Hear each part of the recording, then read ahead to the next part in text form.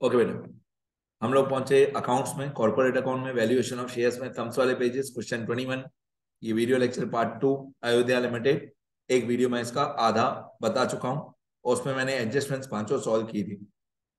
आज हम लोग ओल्ड बैलेंस शीट सॉल्व करेंगे। पहले एसेट साइड से शुरू करेंगे। अयोध्या लिमिटेड और इसकी डेट दी हुई है 31/3/12। हम लोगों को बुक वैल्यू और मार्केट वैल्यू दोनों फाइंड आउट करने के लिए पूछा था। ये रहा इंट्रिंसिक वैल्यू मतलब बुक वैल्यू, और ये मार्केट वैल्यू दोनों पूछा था। मैं एडजस्टमेंट बता चुका हूं, वो मैं रिपीट नहीं करूंगा। ये गुडविल की ओल्ड वैल्यू है 1,25,000। गुडविल की ओल्ड वैल्यू हमारे काम की नहीं होती है। ये जो गुडविल की ओल्ड वैल्यू है 1,25,000 ओल्ड बैलेंस शीट वाली, हमारी काम की नहीं होती। Land and building 3,75,000। इसमें क्या था बेटा, मार्केट वैल्यू दी हुई थी लैंड एंड बिल्डिंग की, ये वाली 4.5 लाख। तो मैं फिर भी लिख के बताता हूँ, फिर भी लैंड एंड बिल्डिंग लिख के बताता हूँ, इंपॉर्टेंट है। 3,75,000 दिया हुआ एसेट साइड पे, और लाइबिलिटी साइड पे लैंड एंड बिल्डिंग का डेप्रिसिएशन फंड दिया हुआ 30,500। तो 3,75,000 जो एसेट साइड पे है, ये हुआ हमारा कॉस्ट प्राइस। ये जो 3,75,000 हुआ, ये हमारा कॉस्ट प्राइस हुआ। और लाइबिलिटी साइड पे 30,500 जो है, ये एक्यूमुलेटेड डेप्रिसिएशन हुआ। तो होगा क्या, सुनते रहना। 3,75,000 और 30,500, तो ये लैंड एंड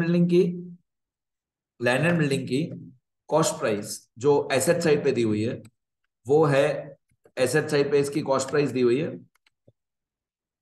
3,75,000, राइट। और इसका डेप्रिसिएशन फंड मतलब एक्यूमुलेटेड डेप्रिसिएशन बोलते हैं इसको। इसका डेप्रिसिएशन फंड दिया हुआ है जो लायबिलिटी साइड पे दिया हुआ है, वो दिया हुआ है आपको 30,500। अब आप डेप्रिसिएशन फंड माइनस करोगे तो इसकी एक्चुअल बुक वैल्यू आ जाएगी। तो 3,75,000 माइनस 30,500, तो 33,7500, ये बुक वैल्यू है ऑफ लैंड एंड बिल्डिंग। ये book value of land and building. ये 33,7500 इस क्वेश्चन में हमारे काम का नहीं है।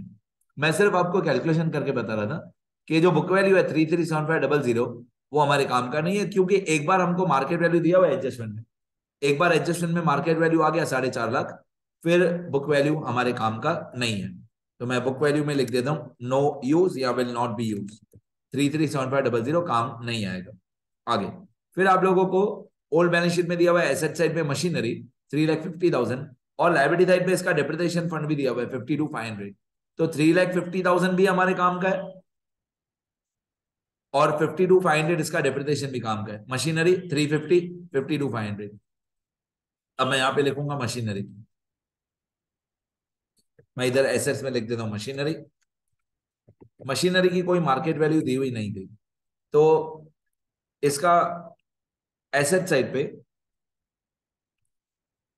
कॉस्ट प्राइस दिया हुआ है 3,50,000, और लायबिलिटी साइड पे इसका डेप्रिसिएशन दिया हुआ है 52,500। बाकी इसका बुक वैल्यू बच जाएगा मशीनरी का, बाकी मशीनरी का बुक वैल्यू बच जाएगा 297500। अब ये बुक वैल्यू हमारे काम का है, क्योंकि मशीनरी का मार्केट वैल्यू दिया हुआ नहीं था। तो मशीनरी का मार्केट वैल्यू नहीं दिया हुआ है, तो जो बुक वैल्यू है 297,500 वही हमारे काम का है।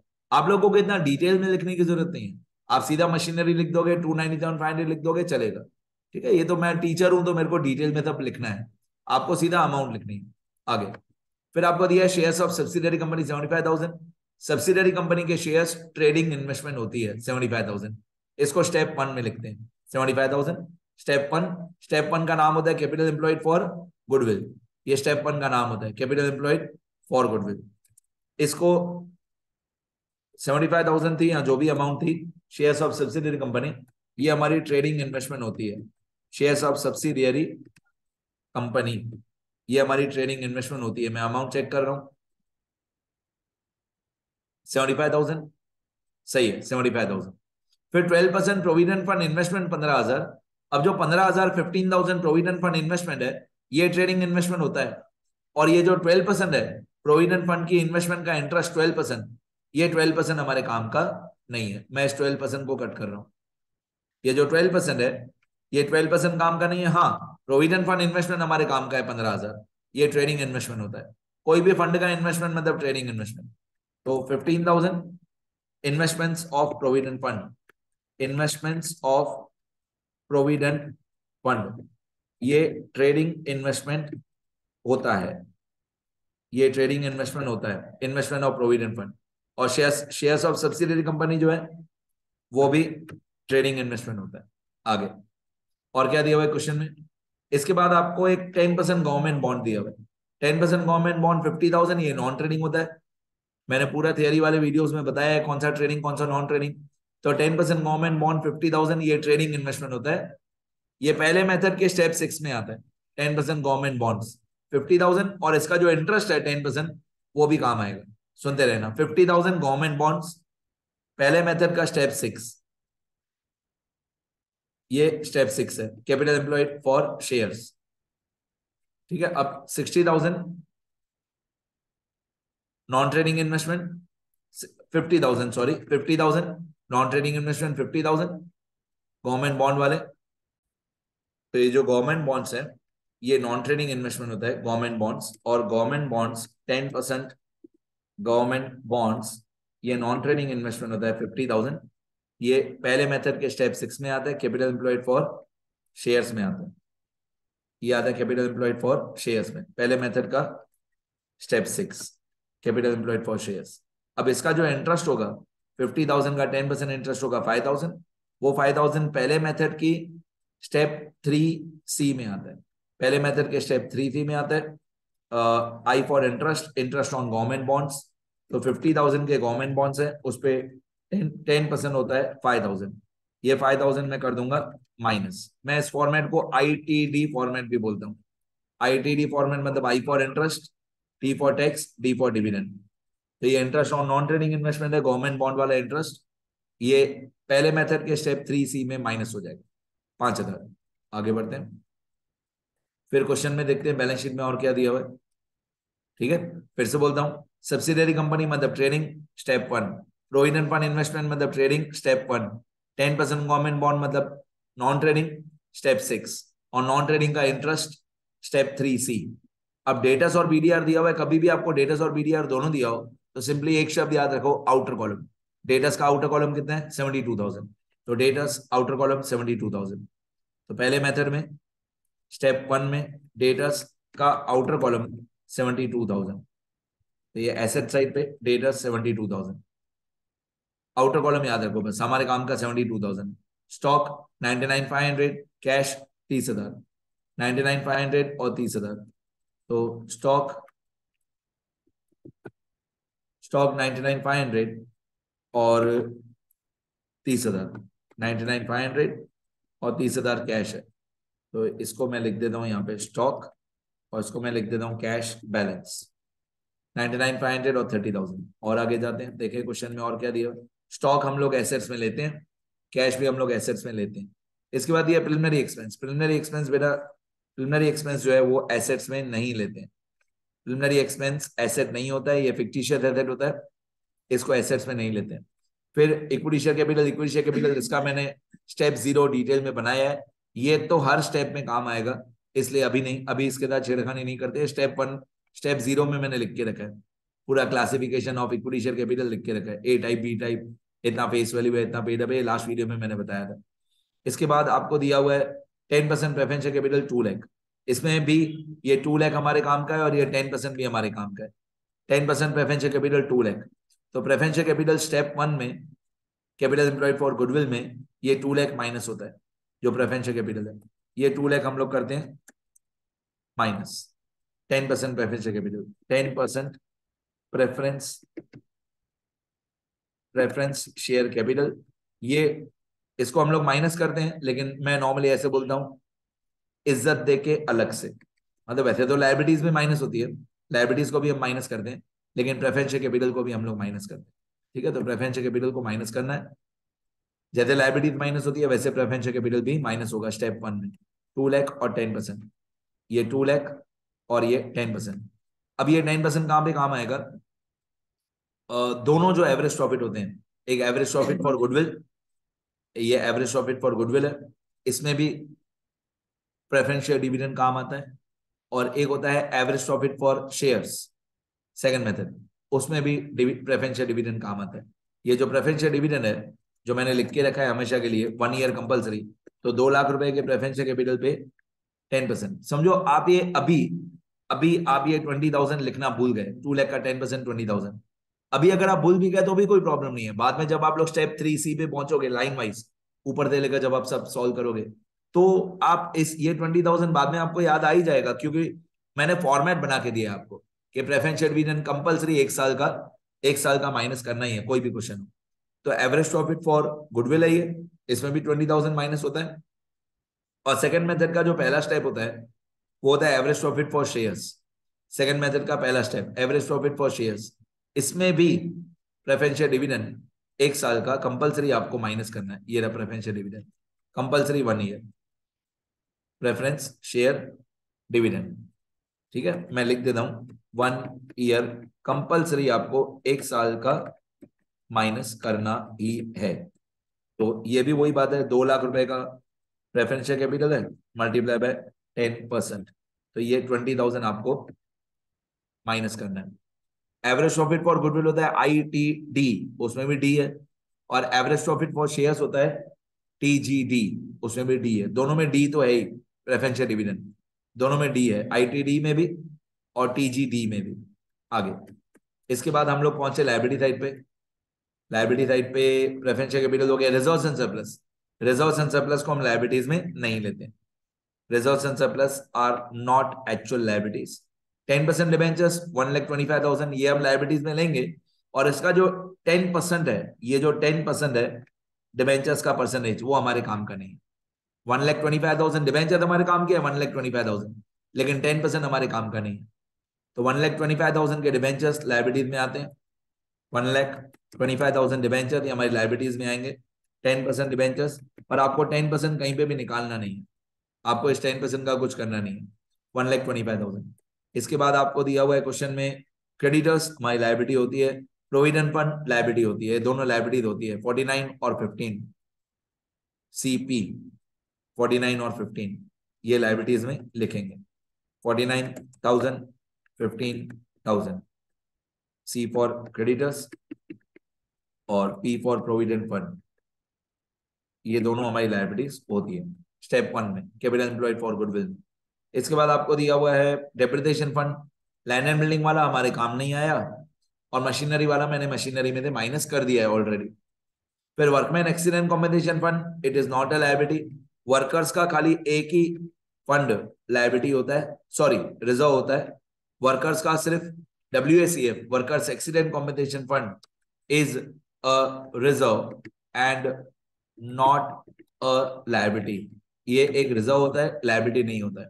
बाकी वर्कर्स के सारे फंड्स, इसके अलावा वर्कर्स के सारे फंड्स लायबिलिटी में लिखते हैं, खाली workers accident compensation fund liability में नहीं लिखते, WACF लायबिलिटी में नहीं लिखते हैं। बाकी वर्कर्स का कोई भी फंड हो जैसे प्रोविडेंट फंड, वो लायबिलिटी में लिखते हैं। ठीक है, अभी एडजस्टमेंट भी कंप्लीट कर दी, अपना ओल्ड बैलेंस शीट भी कंप्लीट कर दिया। अभी मैं लाइन वाइज जाऊंगा, सुनना ध्यान से। और ये जो स्टेप है स्टेप 0, ये बहुत बहुत बहुत काम आएगा। ठीक है, सुनते जाना। अब जितनी भी फालतू एक्स्ट्रा लाइंस मैंने छोड़ी थी वो मैं डिलीट करते जाऊंगा, थोड़ी लाइंस वाइंस ड्रॉ करते जाऊंगा। अब step 1 capital employed for goodwill. इसमें पहले एसेट्स का टोटल, तो एसेट्स में equal to sum of 4,50,000, 297,500, 75,000, 15,000, 72,000, 99,500, 90,000, sorry 99,000 के बाद 30,000, ये होता है 10,39,000 एसेट्स का टोटल। अब लाइबिलिटीज का टोटल, लाइबिलिटीज में 3 है, तो 1,25,000, 49,000 और 15,000, ये होता है 1,89,000। ये 1,89,000 हो जाएगा माइनस, मतलब एसेट्स हो गए 10,39,000, लाइबिलिटी हो गई 1,89,000 और प्रेफरेंशियल कैपिटल हो गया 2 लाख। तो 10,39,000 माइनस 1,89,000 माइनस 2 लाख, हमारा कैपिटल एम्प्लॉयड आ गया फॉर गुडविल 6,50,000। ये हमारा स्टेप 1 का आंसर 6,50,000। इस 6,50,000 को स्टेप 2 में लेके जाएंगे, तो 6,50,000 मल्टीप्लाई बाय 10/100, 6,50,000 मल्टीप्लाई बाय 10/100, तो हमारा एक्सपेक्टेड प्रॉफिट आ जाएगा। तो 6,50,000 ऑब्वियसली 6,50,000 मल्टीप्लाई बाय 10/100, तो हमारा एक्सपेक्टेड प्रॉफिट आ जाएगा 65,000 रुपीज। अब ये जो एक्सपेक्टेड प्रॉफिट आ गया 65,000 रुपीज, एक्सपेक्टेड प्रॉफिट आ गया 65,000 रुपीज, ये आगे चल के काम आएगा हमको, सुनते रहना। ये एक्सपेक्टेड प्रॉफिट 65,000 रुपीज, अब इसके बाद हम लोग आ जाते हैं स्टेप 3 में, average profit for goodwill. Step 3 के अंदर फिर से 3 स्टेप्स होते हैं। पहले 3A एडजस्टमेंट सॉल्व करो, तो इस क्वेश्चन में कोई एडजस्टमेंट्स थी नहीं। पहले 3A एडजस्टमेंट्स के कोई इनकम लिखना रह गया, कोई एक्सपेंस लिखना रह गया, वो सॉल्व करो। तो इस क्वेश्चन में कोई एडजस्टमेंट थी नहीं। फिर हमारा प्रॉफिट बिफोर टैक्स आ गया 3,05,000। फिर स्टेप 3B होता है कि सिंपल एवरेज या वेटेड एवरेज निकालो। तो इस क्वेश्चन में वो भी करने की जरूरत नहीं थी, डायरेक्टली एवरेज 3,05,000 दिया हुआ ही है, तो सिंपल एवरेज या वेटेड एवरेज भी इस क्वेश्चन में करने की जरूरत नहीं थी, तो ये मतलब डिलीट कर देता हूँ। आप लोग डिलीट नहीं कर पाओगे सप्लीमेंट्री या नोटबुक में, बट आप लोग आधा पेज ब्लैंक भी छोड़ दोगे तो भी चलेगा। तो इस क्वेश्चन में सिंपल एवरेज वेटेड एवरेज कुछ भी नहीं आया, कुछ भी सॉल्व करने को नहीं आया, डायरेक्टली एवरेज हमको दिया हुआ है 3,05,000। ये एवरेज प्रॉफिट दिया हुआ है 3,05,000। इसके आगे हमारा स्पेसिमेन ऑफ प्रॉफिट ITD वाला, तो उसमें ये जो 3,05,000 है, ये जो 3,05,000 है, इसको हम लोग लेके जाएंगे, इस 3,05,000 को हम स्टेटमेंट में लेके जाएंगे। 3,05,000 रुपए को profit before interest and tax में लेके जाएंगे। 3,05,000, ये 3,05,000 है हमारा profit before interest and tax. मैं एक एरो लगा दूं तो आपको दूर से भी दिखे, एक एरो लगा देता हूं। ये 3,05,000 जो आया, इसको स्टेटमेंट में लेके गए profit before interest and tax में।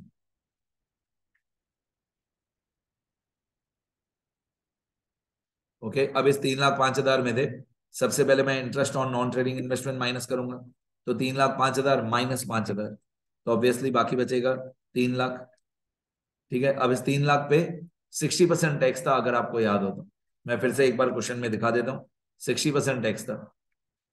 आपको अगर क्वेश्चन याद हो, एडजस्टमेंट याद हो, यहाँ पे ये रहा, मैंने अंडरलाइन किया 60% टैक्स।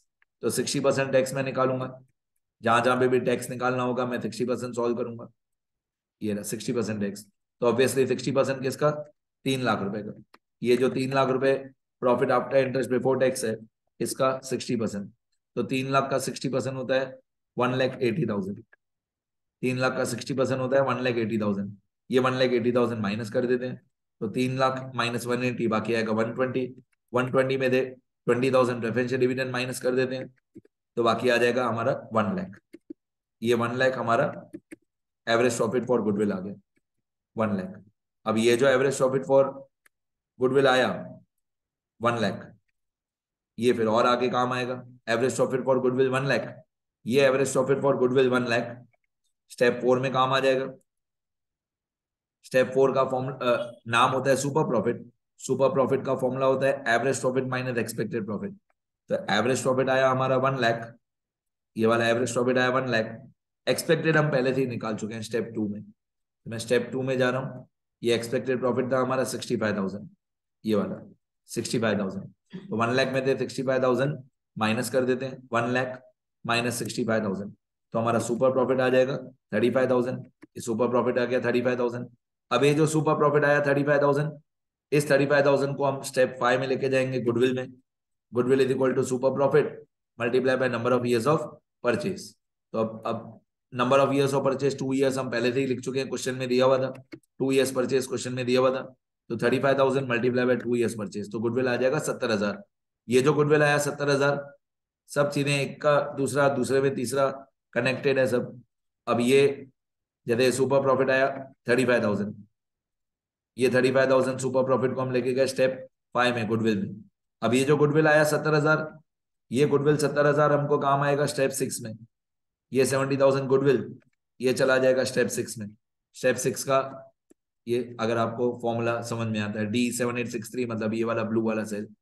तो capital employed for goodwill 6.5 lakh था। मैं ऊपर जाके, आप एक्चुअली मैंने फॉर्मूला लगाया हुआ है, देखो मैं फिर भी आपको ऊपर जाके दिखाता हूँ। स्टेप 1 का answer 6.5 lakh capital employed for goodwill. देखो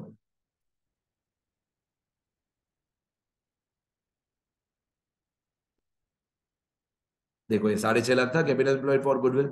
ये जो स्टेप 1 का आंसर है 6.5 लाख, 6,50,000, ये स्टेप 6 में काम आता है 6.5 लाख, ये रहा। तो मैंने क्या फॉर्मूला लगा दिया कि जो वहां पे आंसर है वो इधर कंप्यूटर लिख देगी 6.5 लाख, और ये गुडविल की न्यू वैल्यू 70,000।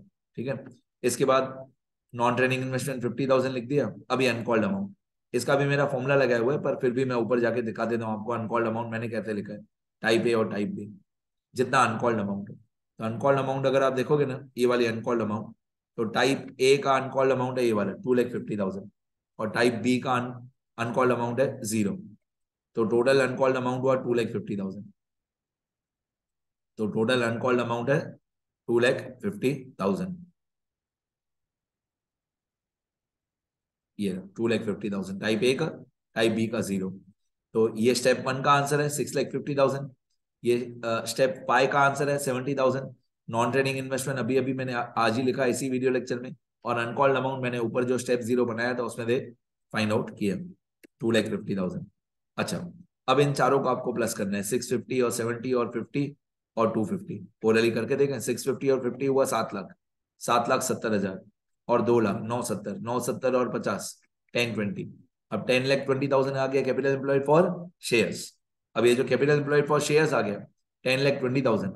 अब आपको डिसाइड करना है स्टेप 7 में 7A होगा कि 7B होगा। तो मैं उसका लॉजिक बता देता हूं। स्टेप 7A तब होता है जब अलग अलग टाइप के इक्विटी शेयर्स हो लेकिन उनकी फेस वैल्यू सेम हो। More than one type of equity share are given but their face values are same, तो 7A होता है। 7B कब होता है? जब more than one type of equity shares हो and their face values are different. इस क्वेश्चन में 7B होगा। Here 7B will be done because more than one type of equity share are given and their face values are different. अगर आपको याद हो तो ए type वाला जो इक्विटी शेयर था ना, उसकी फेस वैल्यू 100 रुपए थी। मैं क्वेश्चन में दे दिखाता हूँ। ये रहा, ए टाइप वाले की फेस वैल्यू 100 रुपए थी, बी टाइप वाले की फेस वैल्यू 10 रुपए थी। फेस वैल्यू भी अलग अलग है, 100 रुपए और 10 रुपए। तो स्टेप 7B होता है। ठीक है, अब आपको ये वाला जो स्टेप 0 था ये बहुत काम आएगा, ये वाला स्टेप। ठीक है, सबसे पहले मेरे को ये जो फेस वैल्यू है ना 5,000 इंटू 100 5 लाख और 30,000 इंटू 10 3 लाख, ये जो 5 लाख और 3 लाख है ना, इसका रेशियो निकालते हैं। ये 5 लाख और 3 लाख को बोलते हैं, सुनना ध्यान से। एक्चुअली टाइप ए में 5 लाख में दे 2,50,000 पेड अप है, बाकी 2,50,000 अनकॉल्ड है। और टाइप बी में 3 लाख में दे पूरा का पूरा 3 लाख पेड है, बाकी अनकॉल्ड 0 है। ठीक है, अब इसको क्या बोलते हैं? इस 5 लाख और 3 लाख को आप फेस वैल्यू बोलो तो भी चलेगा। बुक वालों ने क्या शब्द यूज किया है? इस 5 लाख को बुक वाले बोलते हैं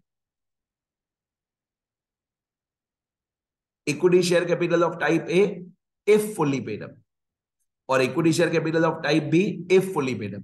अब सीधी बात है ना, अगर फुल्ली पेड अप होगा तो कितना पेड अप होगा? जितनी फेस वैल्यू उतना ही पेड अप होगा, उससे ज्यादा थोड़ी पेड अप होगा। तो बुक वाले फेस वैल्यू नहीं लिखते हैं, बुक वाले लिखते हैं equity share capital of type A if fully paid up, तो 5 लाख ही आएगा। और book value of type B equity share if fully paid up, तो 3 लाख ही आएगा। ये 5 लाख और 3 लाख का एक रेशियो निकालते हैं, तो ऑब्वियसली 5:3 आएगा। वो 5:3 निकालना है पहले। ठीक है, इसमें पेड अप कैपिटल काम का नहीं है, अनकॉल्ड अमाउंट काम का नहीं है। पेड अप कैपिटल और अनकॉल्ड अमाउंट बाद में काम आएगा। अभी हमको ये चाहिए 5 लाख और 3 लाख फेस वैल्यू वाला। अब मैं स्टेप 6 के नीचे पहुंचा, स्टेप 6 तक हो गया। हाँ, ये 10,20,000 आ गया हमारा स्टेप 6 का आंसर। अब एयर step 7B will be done because more than one type of equity share are given and their face values are different. आगे बढ़ते हैं। अब ratio of equity share capitals if fully paid up, मतलब सीधी बात है, इफ फुल्ली पेड अप मतलब type A का number of shares multiply by face value और टाइप बी का number of shares multiply by face value. अब type A का number of shares multiply by face value और type B का number of shares multiply by face value. तो type A में था obviously 5 lakh और टाइप बी में था 3 लाख। ये रहा, टाइप ए का 5 लाख और टाइप बी का 3 लाख। अब आप इस 5 लाख और 3 लाख का रेशियो निकालो, तो 5 लाख रेशियो 3 लाख। अब आप इस 5 लाख रेशियो 3 लाख को मतलब 5:3 को प्लस करोगे तो 5 और 3 कितना हुआ? 8, मतलब 5/8 और 3/8। अभी जो रेशियो आया 5 लाख रेशियो 3 लाख, 5:3 मतलब 5/8 और 3/8। ये जो 5:3 है, इस 5:3 रेशियो में आप क्या करोगे? जो स्टेप 6 का आंसर था कैपिटल एम्प्लॉयड फॉर शेयर्स, उसको डिस्ट्रीब्यूट कर दोगे। कैपिटल एम्प्लॉयड फॉर शेयर्स कितना था? 10,20,000, 10,20,000। इस 10,20,000 को 5:3 में डिस्ट्रीब्यूट कर दो, तो 10,20,000 मल्टीप्लाई बाय 5/8 और 10,20,000 मल्टीप्लाई बाय 3/8। अब 10,20,000 मल्टीप्लाई 5 डिवाइडेड बाय 8, तो ये कैपिटल एम्प्लॉयड आ गया टाइप ए वाले का 637,500। उसी तरीके से टाइप बी का 10,20,000 मल्टीप्लाई 3/8, तो ये आ जाएगा 382,500। मतलब दोनों हमने जो कैपिटल एम्प्लॉयड आया वो दोनों में डिस्ट्रीब्यूट कर दिया। 10,20,000 के दो पार्ट्स कर दिए, 5/8 और 3/8। अब जिसका जिसका जितना जितना कैपिटल एम्प्लॉयड आ गया, ए टाइप वाले का अलग आ गया 6,30,500, बी टाइप वाले का अलग आ गया 382,500। दोनों को अपने अपने नंबर ऑफ शेयर से डिवाइड करो। टाइप ए का जो कैपिटल आया उसको टाइप ए के शेयर से डिवाइड करो, टाइप बी का जो कैपिटल आया उसको टाइप बी के शेयर से डिवाइड करो, और डिवाइड करने के बाद दोनों में से अपना अपना अनकॉल्ड अमाउंट पर शेयर जो हो वो माइनस कर दो। तो टाइप ए का कैपिटल एम्प्लॉयड आया ये वाला 637,500, सुनते रहना। टाइप ए वाले का कैपिटल एम्प्लॉयड आया ये वाला 637,500, ठीक है, डिवाइडेड बाय टाइप ए वाले के शेयर्स माइनस अनकॉल्ड अमाउंट पर शेयर ऑफ टाइप ए। तो मैं ऊपर जाके वापस स्टेप 0 में आपको दिखाता हूं कि टाइप ए के नंबर ऑफ शेयर्स कितने थे और अनकॉल्ड अमाउंट कितनी थी। देखो टाइप ए के नंबर ऑफ शेयर्स थे ये वाले 5,000 शेयर्स, और अनकॉल्ड अमाउंट ये वाले, अनकॉल्ड अमाउंट यहाँ पे है, ये रहा 50 रुपए, मतलब 100 रुपए का शेयर था, उसने 50 रुपए पेड अप था, बाकी 50 रुपए अनकॉल्ड था, ये वाला 50 रुपए। तो अभी मेरे को क्या करना है, जो 637,500 कैपिटल एम्प्लॉयड फॉर शेयर्स आया टाइप ए का, तो टाइप ए के कैपिटल एम्प्लॉयड को टाइप ए के शेयर से डिवाइड करो, नंबर ऑफ शेयर से 5,000 से, फिर minus uncalled amount type A का ही 50 रुपए, तो डिवाइड बाय 5,000, याद रखना डिवाइड बाय 5,000, और फिर माइनस अनकॉल्ड अमाउंट ये वाला 50। अब देखो ये ऐसा किया हुआ है कि नहीं, स्टेप 7 में, ये स्टेप 7 में कितना कैपिटल एम्प्लॉयड आया था 6,30,500, ये रहा 6,30,500, डिवाइडेड बाय टाइप ए के shares 5,000 shares, minus uncalled amount 50 रुपए पर शेयर। अब इसको डिवाइड करेंगे ना दोनों को, 637,500 डिवाइड बाय 5,000 तो 128 आएगा, फिर 128 में से 50 रुपए माइनस कर दो, बाकी 78। ये 78 रुपीज आंसर है किसका, ये 78 रुपीज आंसर है बुक वैल्यू पर शेयर ऑफ टाइप ए। अब इसी तरीके से टाइप बी, टाइप बी में कैपिटल एम्प्लॉयड हमने निकाला था 3,82,500, इस 382,500 को टाइप बी के कैपिटल एम्प्लॉयड को टाइप बी के नंबर ऑफ शेयर से डिवाइड करो, और टाइप बी का जितना अनकॉल्ड अमाउंट है माइनस करो। वापस मैं स्टेप 0 में जाके दिखाता हूं टाइप बी का क्या था। टाइप बी में नंबर ऑफ शेयर्स थे 30,000, ये रहे 30,000, और इसका अनकॉल्ड अमाउंट पर शेयर 0 था, ये वाला 0, तो डिवाइड बाय 30,000 फिर माइनस 0, देखते रहो, ये रहा डिवाइड बाय 30,000 ये वाला, और माइनस 0, तो 3,82,500 डिवाइडेड बाय 30,000, मतलब जितना टाइप बी का कैपिटल एम्प्लॉयड है उसको टाइप बी के शेयर से डिवाइड करो, नंबर ऑफ शेयर से, और जितना टाइप बी का अनकॉल्ड अमाउंट है पर शेयर वो माइनस कर दो। तो 382,500 माइनस 382,500 डिवाइड बाय 30,000, तो आंसर आएगा 13 रुपए। अब इस 13 रुपए को एक्चुअली 12.75, 13 रुपए नहीं है 12.75 है, इस 12.75 में से 0 रुपीज अनकॉल्ड अमाउंट माइनस कर दो, तो आपका आंसर आ जाएगा 12.75। ठीक है, यहाँ पे भी ऐसा चेक कर लेते हैं कुछ पॉइंट में तो नहीं है, 128 एक्चुअली 127.5 है, और यहाँ पे भी चेक कर लेते हैं पॉइंट में है क्या, हाँ 77.5 है। तो डिवाइड करेंगे तो टाइप ए में डिवाइड किया 127.5 माइनस 50 77.5, और टाइप बी में डिवाइड किया 382,500 डिवाइड बाय 30,000 शेयर्स 12.75 माइनस 0, तो 12.75। अभी आंसर चेक करते हैं पहले, 77.5 और 12.75, 77.5 12.75, 77.5 ये रहा और 12.75 ये रहा, मतलब इंट्रिंसिक वैल्यू तो हमारा राइट है। अब ये वीडियो लेक्चर बहुत लेंदी हो रहा है, इसलिए इसको यहाँ पे एंड करते हैं। एक तीसरा पार्ट वीडियो लेक्चर लेंगे, उसमें मार्केट वैल्यू मेथड सॉल्व करेंगे, सेकंड मेथड, अभी नहीं, नेक्स्ट वीडियो। आप अभी नहीं लिखना, नेक्स्ट वीडियो में पूरा सम खत्म हो जाएगा, सेकंड मेथड भी बाद में लिखना।